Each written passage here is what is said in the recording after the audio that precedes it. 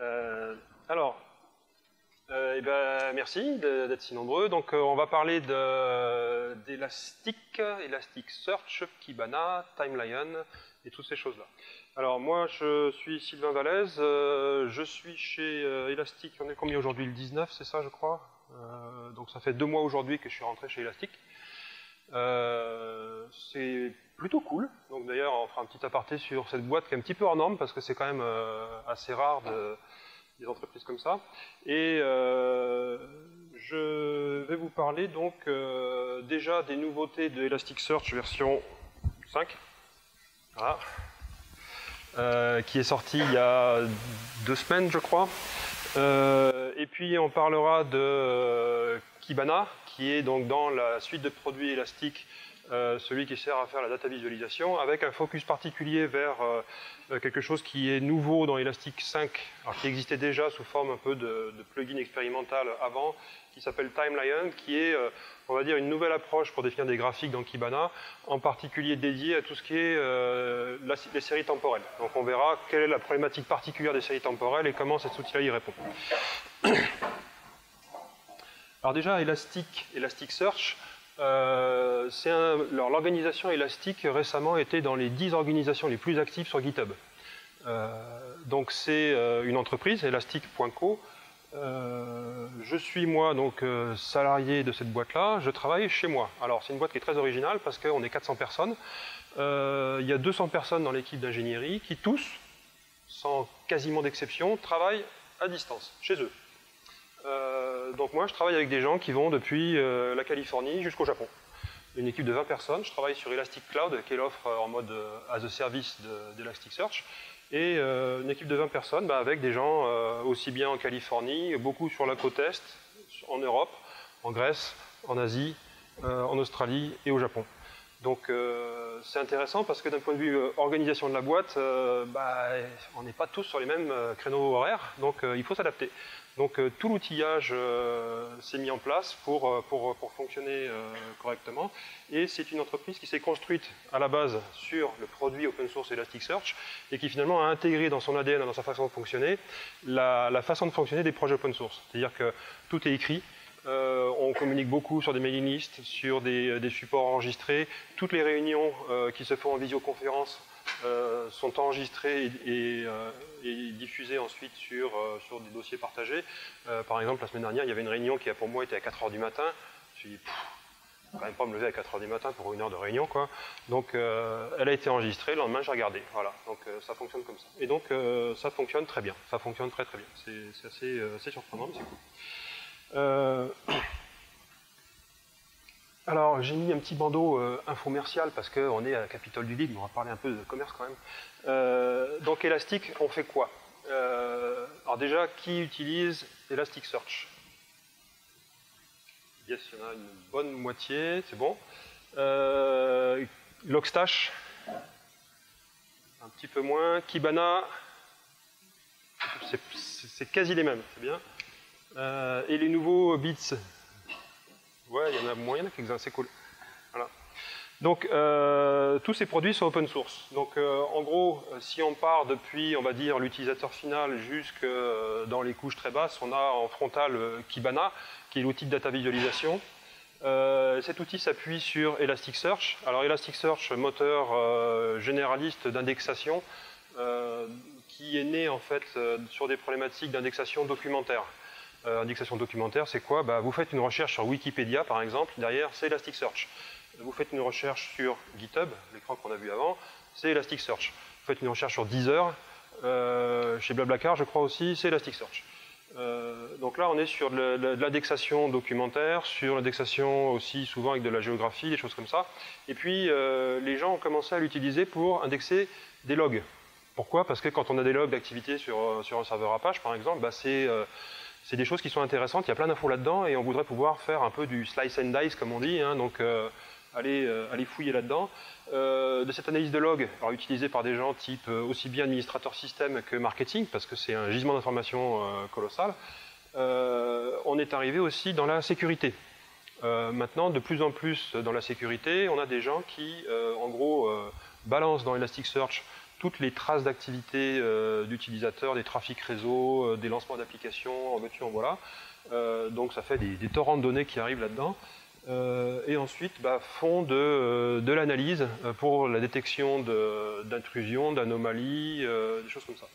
Donc d'un moteur open source qui était dédié à la recherche, le scope s'est élargi maintenant à en gros tous les domaines qui nécessitent un peu de l'analyse, on va dire multidimensionnelle, et surtout de la recherche un peu floue. C'est-à-dire, voilà, je lance une recherche, dis-moi ce qui est approchant là-dedans, et surtout donne-moi un ranking. Donc c'est très important parce que comme ça, on va avoir des choses qui vont apparaître, qui vont émerger, auxquelles on n'avait pas forcément pensé, mais par contre, tout ça est trié par rapport à ce qu'on a demandé. La partie commerciale, puisqu'il faut bien manger, hein, donc en plus de vendre du support, de la formation, de l'accompagnement, etc., on a aussi des extensions commerciales. Donc c'est des fonctions qui sont plus dédiées aux grosses entreprises, tout ce qui est contrôle de droit d'accès, tout ce qui est monitoring détaillé, tout ce qui est fonction d'alerting avancée, etc. Donc il n'y a pas, comme chez certains, le produit open source avec une version enterprise très particulière où on vous dit attention, seule la version Enterprise a été testée, etc. La version open source, c'est la même que celle qui est utilisée dans l'offre commerciale. Il n'y a pas de différence, c'est la même. Par contre, on va au-dessus de la fonctionnalité à valeur ajoutée. Et puis en bas, la partie dont moi je m'occupe, sur laquelle je travaille, qui est Elastic Cloud, c'est dire, voilà, installer un cluster Elasticsearch, c'est pas très compliqué, mais l'opérer sur le long terme, surtout quand il commence à grossir, c'est un peu compliqué, c'est un peu casse-bonbon, quand on a autre chose à faire ou quand on n'a pas les compétences, et donc on l'offre as a service, aujourd'hui sur Amazon et bientôt sur d'autres plateformes de type Google et Azure. On a aussi en préparation un Elastic Cloud Enterprise, où en gros c'est l'infrastructure Elastic Cloud que vous pouvez installer dans votre infrastructure. Donc là, plus adapté les entreprises qui ne veulent pas aller sur le cloud pour des raisons diverses et variées, NSA, protection des données, etc. Voilà, fin de l'infomercial. Voilà. Comme il y a pas mal de gens qui utilisent Elastic, on va faire un petit topo sur la version 5. Qu'est-ce qu'il y a de nouveau? Alors déjà, vous regardez Elastic, il était en version 2.4, je sais plus 2 je crois, et puis on passe en version 5. Pourquoi? Pourquoi? Parce que Kibana était en version 4. L'idée c'est de dire, avant il fallait savoir que Kibana version 4.2 fonctionnait bien avec Elasticsearch version 2.3 mais pas avec la 2.4 machin, et qu'il fallait prendre Logstash version truc-muche. Donc là on a dit c'est quand même un peu compliqué, on va unifier toutes les versions. Donc tout le monde s'appelle 5.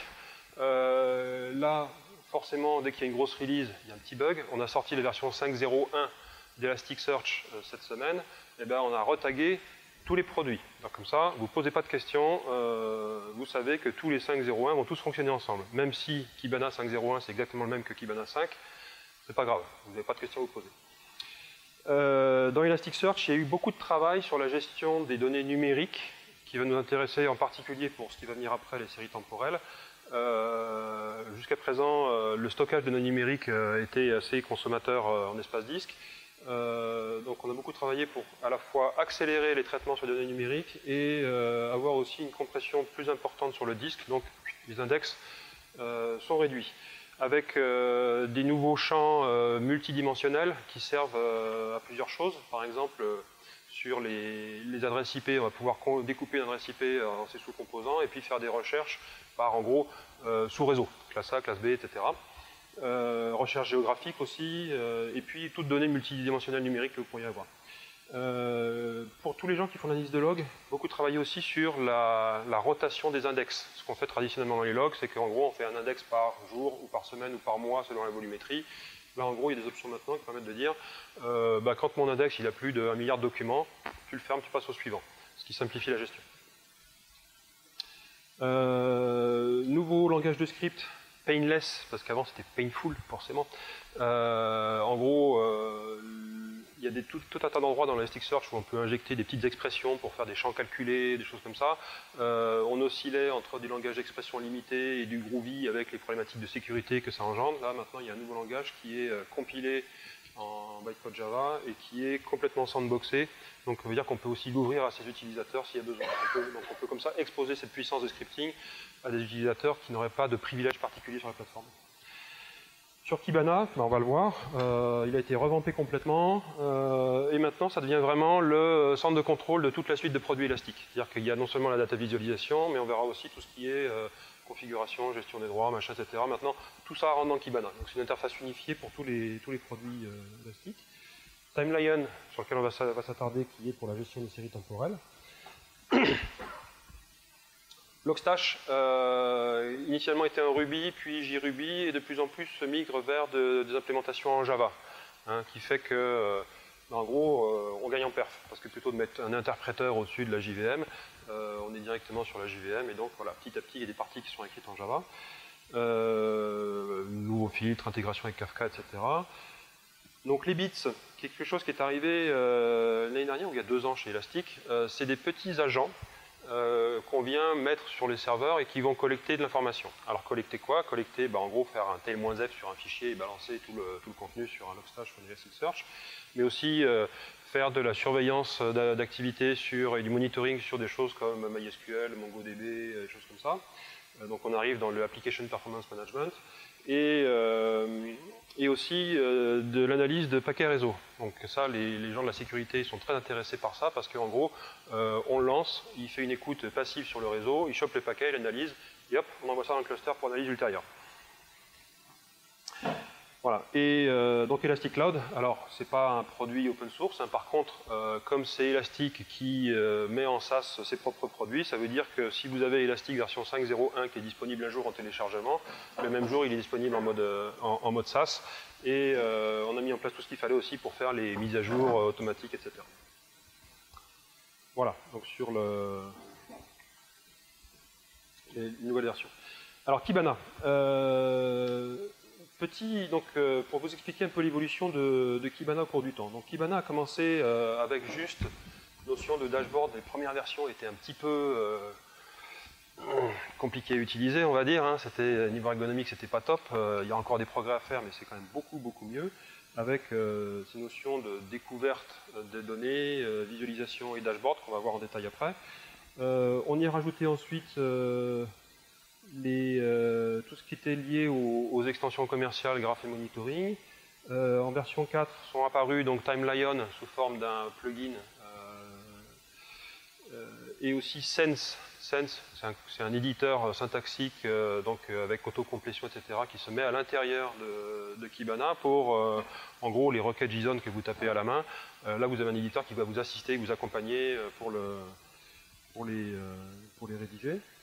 Et puis maintenant, avec la version 5, on a intégré des outils de développement, donc on va dire la partie configuration aussi bien de Kibana que certains aspects d'Elasticsearch, donc une section plus orientée settings, et puis tout ce qui est aussi donc outils de développement qui sont développés là-dedans, et puis enfin donc gestion utilisateur qui est là l'extension commerciale. Donc voilà. Donc là, tout ça pour vous montrer quoi, que petit à petit, Kibana devient vraiment le centre de contrôle complet de tout ce qui gravite autour d'Elasticsearch. Alors ça va au-delà de ça, puisque ça devient aussi un framework de développement applicatif. C'est-à-dire que c'est quelque chose qui est très ouvert. On peut rajouter donc des applications, des plugins, des nouvelles visualisations. Si vous avez des besoins de dataviz particuliers et que vous adorez des 3JS ou des trucs comme ça, vous pouvez rajouter vos propres visualisations très facilement à l'intérieur de Kibana pour vos besoins spécifiques. Donc là, je pense que la moitié de la salle va dire ouais, bon, d'accord, l'autre va dire ah ouais, c'est sympa, parce que je vais vous montrer comment on construit un tableau de bord dans Kibana. Donc ça suit 4 grandes étapes avant d'avoir son dashboard qui est disponible. Première phase, on va en gros configurer le tableau de bord en disant sur quelle source de données on va travailler. Sélectionner les index dans Elasticsearch. Deuxième phase, on va aller explorer ce qu'il y a à l'intérieur, farfouiller, jusqu'à trouver la donnée qui nous intéresse. Troisième phase, on va créer des widgets, des visualisations sur ces données. Et quatrième phase, on va assembler le dashboard. Donc, dashboard, c'est quoi? J'agrège tous ces composants graphiques que j'ai créés sur un dashboard qui ensuite va être vivant, puisque en gros, on va pouvoir lui dire d'une part, tu te rafraîchis toutes les X secondes, Et puis on peut aussi donc l'exporter. Si vous l'affichez sur une télé qui est affichée au mur, vous avez des URL où en gros on enlève toute la décoration, vous avez juste le dashboard pour avoir un tableau de bord qui se met à jour en live. Donc je vais passer ça, c'est pour le PDF, et on va passer tout de suite à la démo. Hop. Alors, tac. Donc, démo. Qu'est-ce qu'on voit? Donc, ici, en gros, je vais créer... Je suis où là? Discover. Voilà. Configuration. Management. Voilà. Donc, je vais commencer par dire... c'est dommage parce que j'ai déjà tout qui est préparé là. En gros, j'ai mon Kibana qui est branché sur un serveur Elasticsearch et je vais lui dire, je veux... alors, on va refaire un nouveau... Voilà. J'ai intégré dedans donc, un ensemble de logs via Logstash et je vais vouloir travailler dessus. On va créer ici donc on va dire lui donner un pattern d'index. Il va chercher tous les index qui correspondent à ce pattern-là. Et on va lui dire, ben voilà, c'est quelque chose qui est basé sur du temps. Il y a deux grands types de visualisation. Il y a les données non temporelles et les données temporelles. Là, en l'occurrence, c'est les données temporelles. Et je crée mon truc. Voilà. Et là, il me dit, bah tiens, il y a tout ça qui est disponible, tous ces champs-là. Donc on va pouvoir aller inspecter un peu ces choses-là. Qu'est-ce que c'est que ça? Je vois que j'ai des champs de type string, avec je peux changer des formats, des choses comme ça. Donc déjà ici, je peux configurer un certain nombre de choses par rapport aux visualisations et aux affichages que je vais avoir derrière. Donc j'ai mon index et dessus, je vais coller en gros des configurations de représentation des données qui sont dedans. Bon là, il n'y a pas grand-chose de plus à faire ici. On va passer directement sur ici la découverte. Alors, je vais prendre ici mon Logstash étoile. Et puis il me dit, bah, j'ai rien trouvé. Alors pourquoi? Parce que ce que j'ai géré, en fait, c'est des données c'est un mois de données de 2015. Voilà, c'est des jeux de données qu'on utilise pour les formations, etc. Donc, bah, comme là, il m'affiche les 15 dernières minutes, on va aller chercher un peu plus loin. Montre-moi les 2 dernières années. Ah, voilà, il y a des choses. Hop là, tout arrive. Donc là, c'est bien gentil. Par contre, je vais m'intéresser uniquement à cette partie-là. Tac. Voilà. Pourquoi c'est lent comme ça? Ça, c'est l'effet démo. Ça marche très bien quand... Normalement, c'est instantané. Bon, c'est joli, hein, mais... Voilà. Donc, ce qu'on voit ici, c'est que, en gros, j'ai en haut ici une zone de temps, qui est les bornes min et max du temps auquel je m'intéresse, sachant que dans mon cluster Elasticsearch, j'ai un index par jour.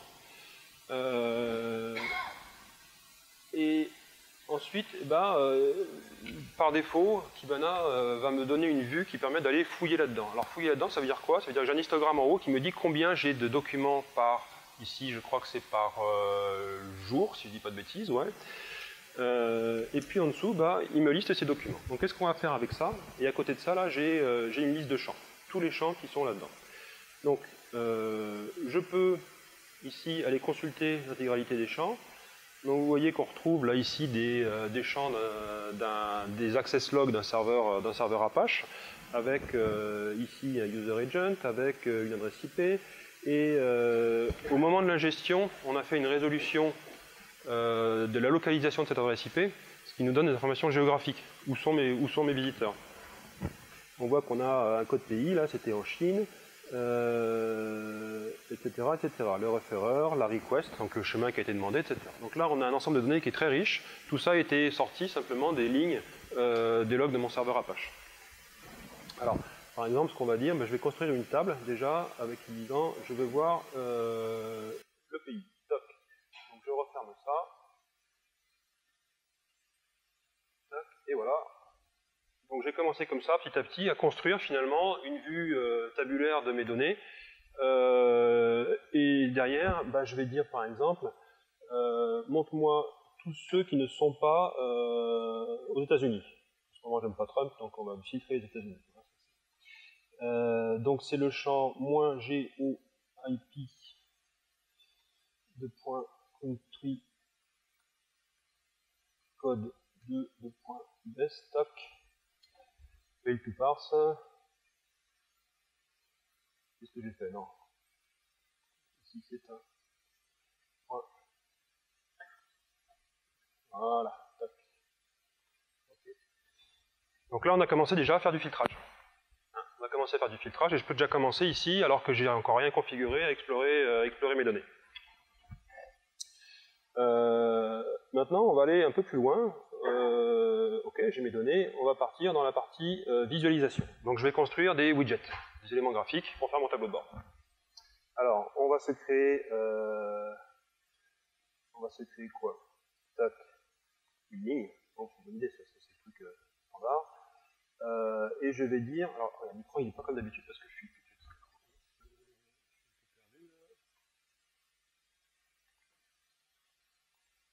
visualize, pourquoi j'ai pas mes boutons? Alors ça va. Toc. Donc je pars de là et je dis que je vais chercher. Alors je vais revenir là-dessus. Sur les champs, j'avais les bytes. Voilà. Visualize et je veux. Pardon. Tac. Donc je vais ajouter donc ici la somme du champ bytes. Voilà. Hop. Et comme ça, je vais pouvoir afficher. Pourquoi j'ai pas un bel histogramme? Voilà, et sur les buckets, sur l'axe des X, je veux une agrégation sur le temps. Voilà. Donc qu'est-ce que j'ai fait là? J'ai dit, j'ai commencé à construire des agrégations. J'ai dit, je veux, en axe des Y, je veux prendre le champ, les bytes, qui sont donc le nombre d'octets transférés par mon serveur web. Je veux faire la somme par créneau temporel. Et puis ensuite, j'ai dit, l'axe des X, pardon, c'est un histogramme sur le temps avec le champ timestamp. Bon, il n'y a pas trop le choix, c'est le seul champ date qu'il y a dans mon document, avec un intervalle qui est calculé automatiquement en fonction de la taille qui est disponible à l'écran, mais je pourrais dire par exemple, je le veux chaque jour. Voilà, tac. Je vais enregistrer ça. Tac, save. Et maintenant, je vais pouvoir passer à la partie dashboard. Donc dashboard, ici j'en avais un qui était prêt. Open, pardon, new. Et je vais ajouter donc des visualisations. Donc là j'ai déjà tout un tas de trucs qui étaient prêts. Je dis voilà les bytes per day, tac, on va les afficher ici.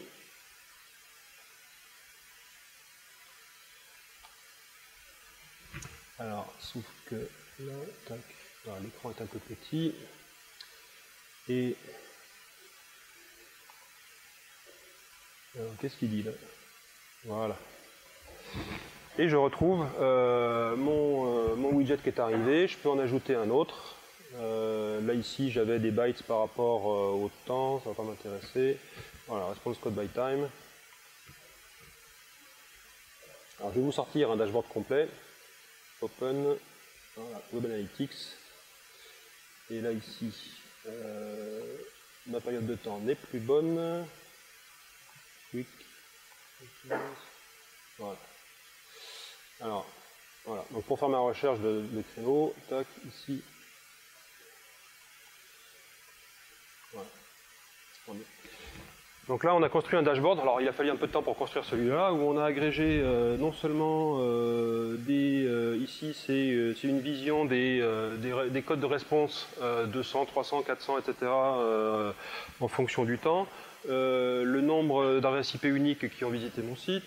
Une répartition des codes de retour pour les 5 plus gros pays cibles qui génèrent du trafic sur mon site, etc. etc. Chose intéressante, vous avez vu ici, je filtre. Alors, on ne voit pas là, les autres ne bougent pas. Par contre, je vais dire, finalement, les codes 200, ça ne m'intéresse pas, je vais mettre le focus sur les erreurs. Donc, je supprime le code 200, ça synchronise partout. Donc, ça l'a supprimé de l'histogramme sur lequel j'étais, mais ça l'a supprimé aussi des autres champs qui sont à côté, qui fait que comme ça, je peux dire, celui-là ne m'intéresse pas, je le vire, et tous les widgets se mettent à jour. Donc là, c'est intéressant parce que finalement, je constitue un ensemble de filtres sur mes données, qui me permettent d'avoir des vues alternatives, des explorations sur mon dataset, sans casser mon tableau de bord. Quand je veux revenir à mes données standards, bah, simplement je dis ce filtre-là, je le vire à la poubelle, ou aussi je pouvais dire bah, finalement je le remets, mais je me contente ici de le désactiver. C'est-à-dire que je le garde de côté, pour pouvoir faire comme ça des essais-erreurs ou de l'interactif en fait. Hein. Et on a comme ça un tableau de bord qui est très vivant. On n'est pas sur du reporting où on dit je prépare mes trucs, je clique sur le bouton, il me fait le fichier PDF terminé. C'est vivant. Alors c'est vivant aussi parce que il y a ce petit bouton là, Auto Refresh.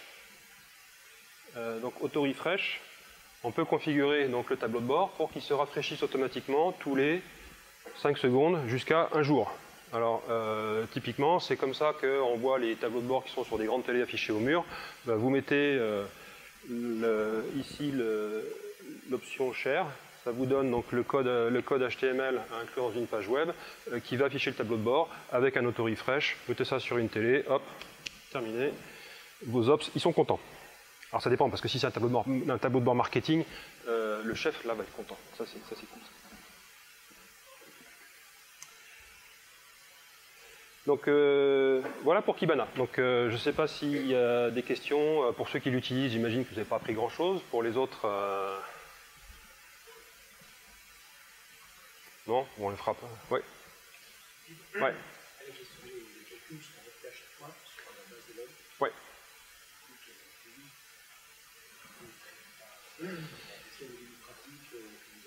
Alors les limites pratiques, elles sont, ouais, ça dépend de plein de choses, ça dépend de la nature des calculs qui sont faits, les agrégations, etc. Par contre, les limites pratiques, elles sont relativement hautes, c'est-à-dire que Elasticsearch est quelque chose qui va très vite et qui a été aussi travaillé spécialement par rapport à ces problématiques-là, surtout dans la version 5. Je ne l'ai pas mentionné ça, mais il y a des optimisations, c'est-à-dire qu'il y a beaucoup de choses qui sont mises en cache parce que typiquement, quand on fait un tableau de bord qui se rafraîchit toutes les 5 secondes, si toutes les 5 secondes on va labourer l'intégralité des disques pour récupérer les données, c'est pas cool. Hein, le serveur il aime pas, surtout s'il y a 5 télés qui affichent le même tableau de bord.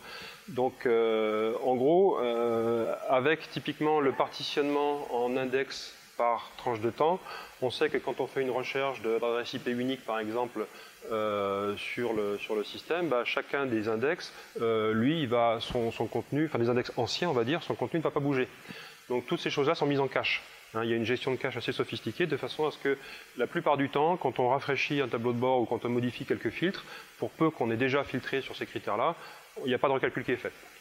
Donc d'une part, Elasticsearch a une capacité de filtrage qui est très performante, mais en plus il y a ce cache-là qui rend l'exploration interactive, on va dire, très rapide. Alors ceci dit, je ne vous cache pas que quand on a des centaines de millions ou des milliards d'enregistrements dans les index, des fois, alors le des fois c'est quelques secondes. Hein, on n'arrive jamais à des trucs où il faut attendre plusieurs minutes. Alors là, je ne sais pas s'il y a des gens qui utilisent Hadoop. On est sur un fonctionnement qui est radicalement différent de Hadoop. Toute la famille Hadoop, en gros, fonctionne par on va dire du full scan. Alors qu'en gros, c'est dire j'ai des volumes gigantesques de données et je sais qu'à chaque fois, je vais vouloir tous les traiter. Donc, on est sur du scan permanent. Sur Elastic, c'est différent puisqu'on est sur de la donnée indexée. Donc, ça se traduit différemment sur les espaces de stockage, ça se traduit différemment sur le type de processing que vous allez pouvoir faire, mais on est vraiment sur l'interactif. Hein. On est vraiment sur l'interactif. Alors, l'interactif pouvant être des fois quelques secondes.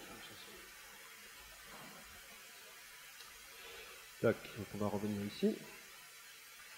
Alors maintenant, je vais vous parler de Timelion. Donc, Timelion, le gars qui a inventé ça a fait un jeu de mots soit génial, soit pourri, comme vous le considérez.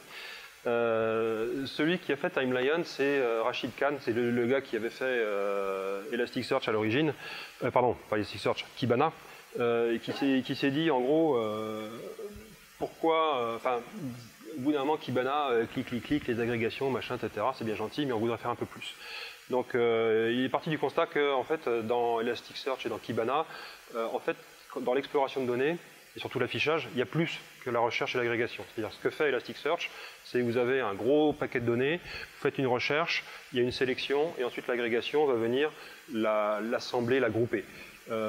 Par contre, bien souvent, on va avoir besoin d'agréger différentes sources de données pour faire des corrélations un peu plus évoluées, de faire du calcul et d'assembler donc des sources d'origine différentes. Donc TimeLion, alors là on est typiquement dans le fonctionnement aussi de la société élastique. Il s'est dit il y a un truc qui me gratte, qui me démange là, j'aimerais bien expérimenter un peu là-dessus. Il dit bon bah, ok, tu prends une semaine. Il s'est enfermé et puis il est revenu, il a sorti un proto. Il dit tiens, il fait ça. Ah ouais, c'est cool ton truc là. Donc il a pu passer un peu plus de temps là-dessus.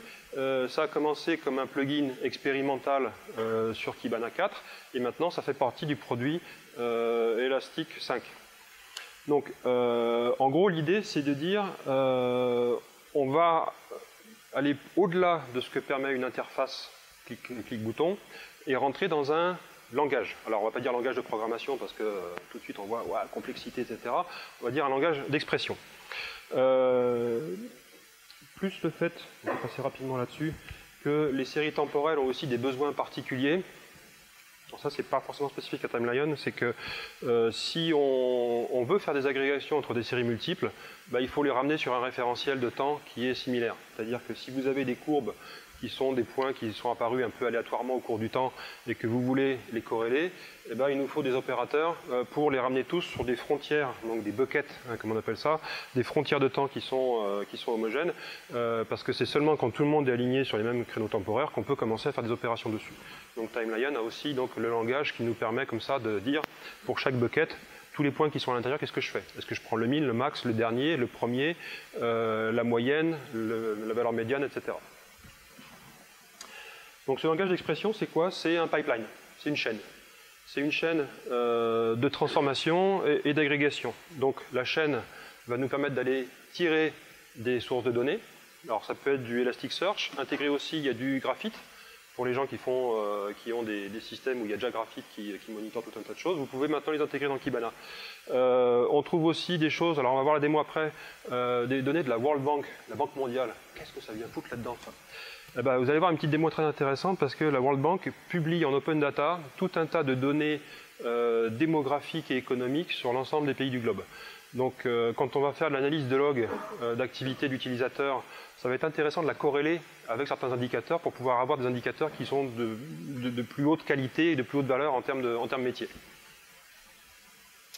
Et en sortie, donc ce pipeline, les fonctions qu'on va avoir vont nous sortir un ensemble de séries temporelles qui en plus vont avoir des métadonnées et des attributs graphiques. C'est-à-dire qu'au lieu de configurer par un clic-bouton je veux un cercle rouge, bah, vous allez faire circle avec dièse le code de la couleur. Alors, les fonctions qu'on va avoir rentrent dans différentes catégories. Des fonctions de transformation. J'ai une série en entrée, j'ai la même série en sortie, mais qui a été transformée. Alors, on retrouve valeur absolue, somme cumulative, de la dérivée, min-max, moyenne mobile, etc. Des combinaisons, chose qu'aujourd'hui on ne peut pas faire du tout dans Kibana. C'est-à-dire que j'ai deux séries en entrée, je les additionne. Je les soustrais, je les divise, je multiplie. Des conditions. Donc permettant de faire l'écrêtage ou de couper une série en deux pour l'envoyer d'un côté je vais l'afficher en rouge, de l'autre côté en vert, ce qui nous permet par exemple de mettre un seuil et puis comme ça de caler automatiquement la couleur par rapport à une détection de seuil qui elle-même peut être une série temporelle, donc des choses assez évoluées. Hein. Vous avez une série qui définit un seuil au cours du temps qui est variable et vous l'injectez comme condition pour définir au-dessus c'est rouge, en dessous c'est vert. Et des attributs graphiques, c'est-à-dire que le graphique ne vient pas à côté en configuration, il fait partie de l'expression. Et puis enfin donc des data sources, Elastic, graphique, la World Bank, et puis aussi il y a Quantel, alors un truc que je ne connais pas du tout, qui sont aussi là aussi des indicateurs économiques sur les cours de la bourse, des choses comme ça. Et c'est pluggable, donc c'est du JavaScript, c'est écrit en Node.js, hein. Si vous voulez rajouter votre propre data source, bienvenue, et encore plus, envoyez une paire chez Elastic, on vous accueillera avec plaisir. Alors concrètement, comment ça se passe? On en est où là? Donc, on va avoir une démo après. Donc, on se retrouve avec un champ sur lequel on va taper une expression. Alors là, qu'est-ce que j'ai écrit? J'ai écrit, je prends .es. Je ne sais pas si vous voyez là. .es, donc c'est quoi? C'est Elasticsearch. C'est-à-dire, je prends des données qui viennent d'Elasticsearch sur l'index ici qui s'appelle Earthquakes, donc c'est des données qu'on a ingérées dans Elasticsearch qui sont les données sur tous les séismes dans le monde depuis 20 ans. Je dis que la profondeur donc, du point de tremblement de terre que je vais assembler en faisant une moyenne. Donc si j'assemble par année par exemple, je veux dire je vais prendre la moyenne sur chaque année. Je vais la représenter sous forme de barre plutôt qu'une ligne. Voilà, vous voyez l'attribut graphique il est dans l'expression. Je prends une moyenne mobile sur 52, donc là j'ai des données en jours, voilà je le fais sur 52 jours. Et je mets un label, donc jusqu'aux labels qui sont à l'intérieur du programme. Hein. Voilà, donc on va directement passer sur des exemples concrets. Alors, tac. On va reprendre nos logs de serveur Apache. Tac, ce qui m'intéressait c'était... alors je vais revenir ici. Là. Hop là. Ma zone de temps, j'étais sur... 2 dernières années, il y a des choses ici. Hop là. J'agrandis. Pourquoi c'est aussi loin? C'est bizarre ça. Bon, on va dire que c'est un effet d'animation spécial pour le capitole du libre. C'est pas vrai, mais c'est pas grave. Donc là, j'ai mes données. On va passer sur la partie ici, timeline. Tac. Donc on retrouve mon truc que j'avais avant. Je vais en créer un nouveau. Et je vais dire que ici, je vais chercher, c'est quoi alors, on va essayer de le faire. Bon, on va tricher, parce que sinon je vais y passer du temps. Hop là. Il était où? C'était pas celui-là. Voilà, donc c'était ici le... ça a marché. Tac. Est-ce que ça marche ça? Yes. Q égale logstash étoile.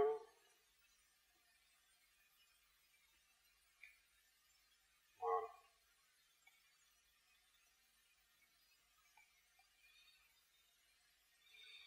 Alors, la chose qu'on va essayer de faire, vous allez voir donc l'intérêt de ce langage.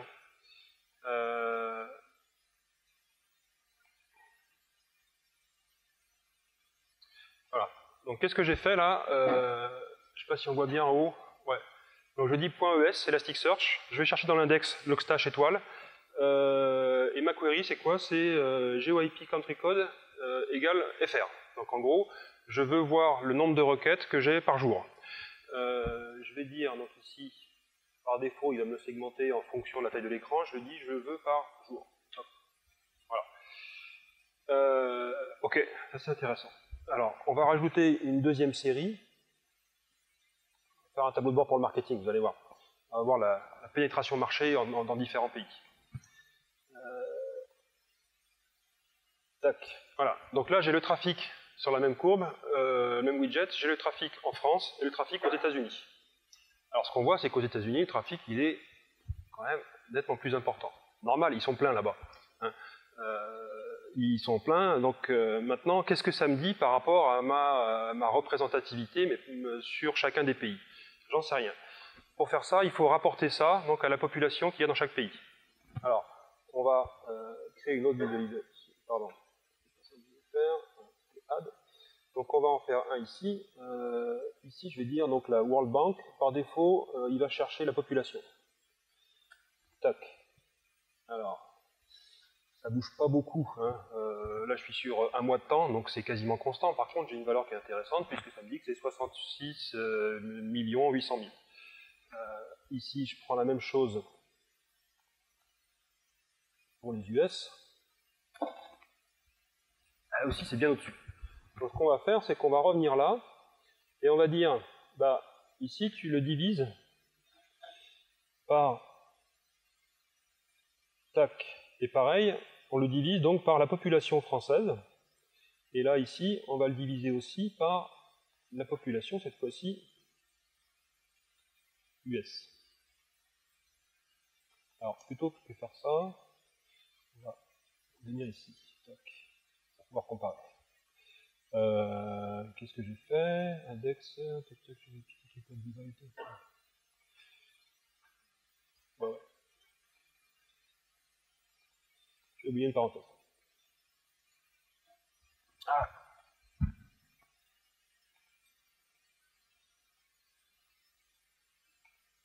Voilà, ça c'est le truc où, en démo, il manque une parenthèse quelque part, mais je ne vais pas la voir.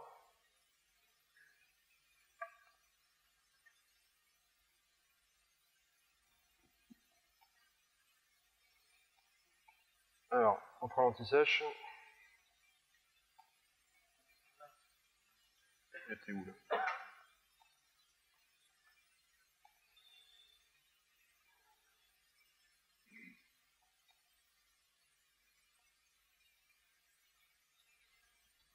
Ah oui, c'est pas le bon.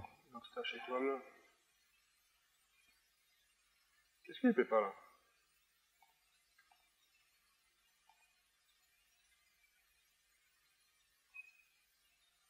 Je n'arrive pas à le voir.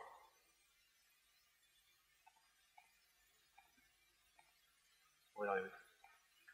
C'est toujours le truc quand on est en démo, quand ça marche pas. Comment? Alors attends. Ouais.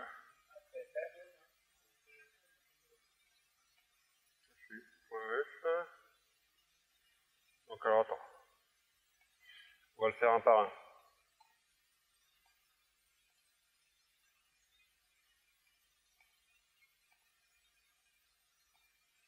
Alors on va y arriver. Hein.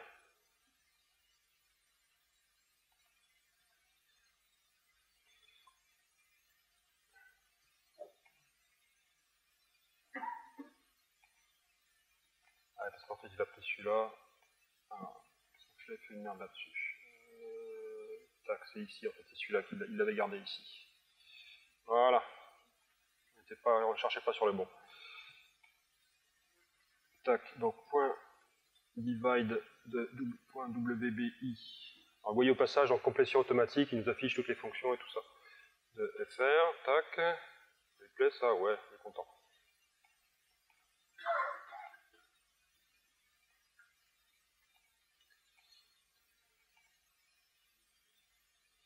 Ici, US. Une parenthèse, ça sera encore mieux. Ah, putain. Voilà. Ouais. Donc voilà, donc chose intéressante, c'est que donc ici à gauche, on a les trafics on va dire en valeur absolue, ce qui ne sont pas très représentatifs parce que les populations sont très différentes. Et sur la partie droite, eh bien, on a divisé ce trafic par rapport aux populations respectives des pays, et on voit que finalement, la France est un poil en dessous, mais c'est relativement similaire. Donc d'un point de vue marketing, ça veut dire quoi? Ça veut dire que notre pénétration sur chacun de ces deux pays est relativement homogène. Donc voilà.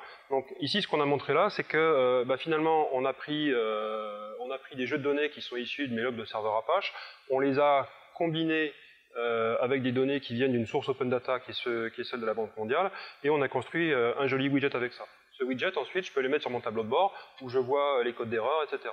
Donc comme ça, on peut combiner tout un tas de données, les raffiner, les traiter, les assembler, etc. Juste un tout petit dernier exemple qui était dans les... J'ai trouvé qui était intéressant. On va le faire à nouveau. Tac. C'était... Je vais le copier-coller. Je trouve que c'est très révélateur.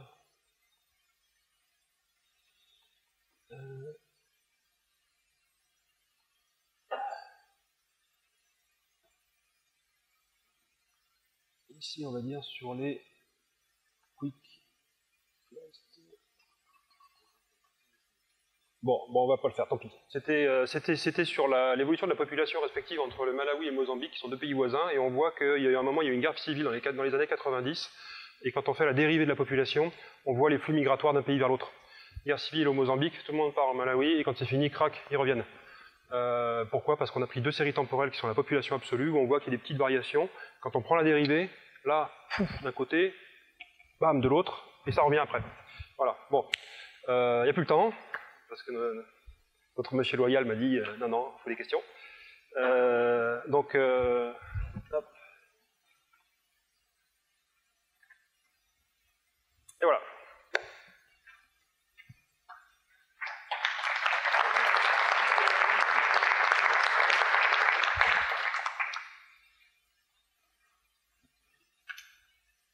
Oui.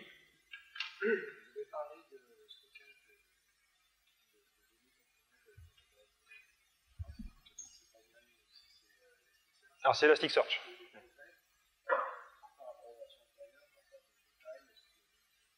Alors, la question, c'est les progrès qui ont été faits sur le stockage. Je répète pour l'enregistrement, le progrès qui ont été faits sur le stockage des données numériques plus que séries temporelles, qu'est-ce que ça donne en volumétrie? J'ai pas de réponse. Voilà, j'ai pas de réponse. Je sais que ça se mesure, j'ai pas les chiffres. Voilà. Donc plutôt que de dire des bêtises, je préfère dire je sais pas.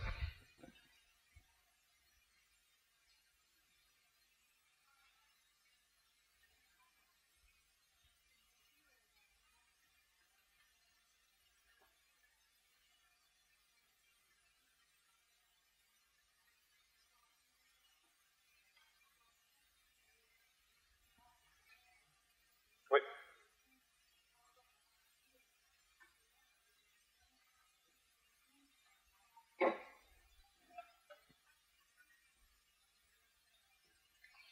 Donc, ce qu'il faut savoir, donc la remarque est pertinente. La question, c'est quelle est la roadmap d'Elasticsearch par rapport sur la recherche documentaire par rapport à des produits comme Solar. Donc déjà, comme vous l'avez mentionné, Solar et Elasticsearch sont tous les deux basés sur Lucene. D'ailleurs, Elastic emploie en gros un nombre conséquent de contributeurs à Lucene. Et je crois qu'en termes en volume de code contribué, c'est Elastic qui est le plus gros contributeur ces dernières années. Donc là, j'ai mis le focus sur la data visualisation parce que, en gros, c'est un domaine qui a émergé alors qu'on ne s'y attendait pas du tout dans l'usage d'Elasticsearch. Pour autant, c'est un produit qui est extrêmement utilisé pour la recherche plein texte. Hein. Donc on bénéficie, on expose toutes les capacités de Lucene qui sont en dessous, hein, avec tous les analyseurs, le fuzzy matching, le prefix matching, la similarité, les choses comme ça. Je ne l'ai pas mentionné, il y a aussi un plugin commercial qui s'appelle Graph, qui permet de faire de l'exploration. Et donc je sais que des gens l'ont utilisé, je crois pour les Panama Papers, pour faire de la mise en relation de documents, etc. Donc là j'ai mis le focus sur l'analyse de log et du BI, mais c'est très utilisé aussi dans la recherche. On a vraiment ces deux types d'applications. Et d'ailleurs, si je reparle en termes de chiffre d'affaires de l'entreprise, le search représente plus de la moitié du chiffre d'affaires. Donc voilà, c'est pas du tout négligé. Aujourd'hui, on voit qu'il y a ce nouveau marché, ce nouveau champ d'application sur lequel on n'était pas trop outillé et on travaille dessus, mais le search reste aussi un marché important.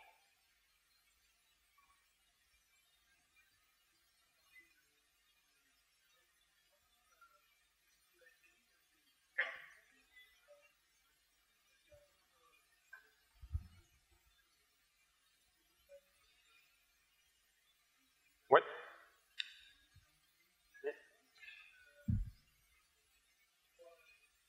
Alors, voilà. Donc la question c'est pour les time series, pourquoi Elasticsearch plutôt que d'autres produits spécialisés time series?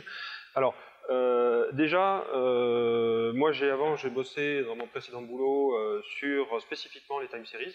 Hein, je travaillais chez OVH sur la supervision d'infrastructure.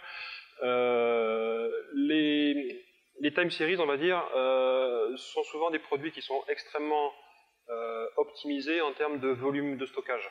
C'est-à-dire que vous prenez un InfluxDB, un Prometheus, un OpenTSDB, etc.